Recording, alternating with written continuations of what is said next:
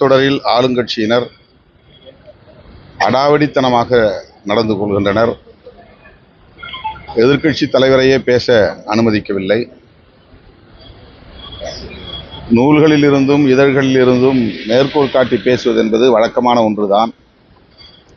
ஆனால் ராகுல் காந்தி அவர்கள் பேசும்போது வெளியிடப்படாத ஒரு நூலில் இருந்து பேசக்கூடாது என்ற ஒரு காரணத்தை காட்டி அவரை முற்றாக பேச விடாமல் தடுத்து நிறுத்தி அதன் மூலம் கூட்டத்தொடரையே கடந்த வாரம் நடத்தவில்லை. இப்போதும் இந்த வாரமும் அப்படித்தான் இருக்கும் என்று கருதுகிறோம். பேசுவதற்கான சூழல் அமைந்தால் தமிழ்நாட்டுக்கு நிதி ஒதுக்காத நிலையை குறித்து கட்டாயம் தமிழ்நாட்டு நாடாளுமன்ற உறுப்பினர்களின் தரப்பிலிருந்து கேள்வி எழுப்புவோம், உரிமை குரல் எழுப்புவோம். குறிப்பாக எவ்வளோ நிதி கிடைக்கும் சார் கேட்கறதுக்கு வாய்ப்புகள்? நமக்கு ஒதுக்கீடு செய்ய வேண்டிய நிதியையே இன்னும் அவர்கள் ஒதுக்கவில்லை. கல்வி உள்ளிட்ட பல துறைகளுக்கு ஏற்கனவே அந்த பாக்கி இருக்கிறது.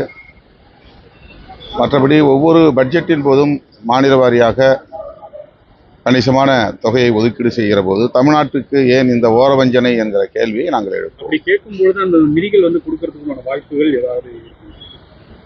அது எப்படி நம்ம இப்போ சொல்ல முடியும்?